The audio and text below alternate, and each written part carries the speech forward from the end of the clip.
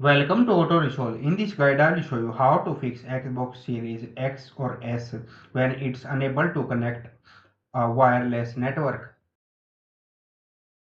Fix 1. Restart Xbox and router. Step 1.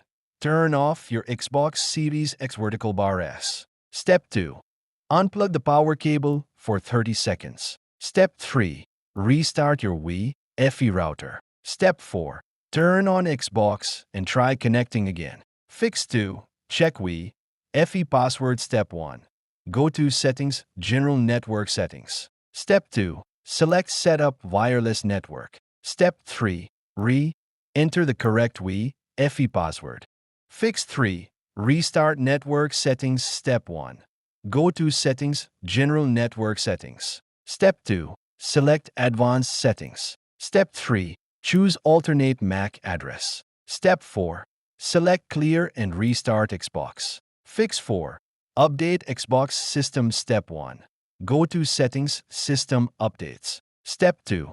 Install any available updates. Step 3. Restart Xbox and reconnect to Wii FE.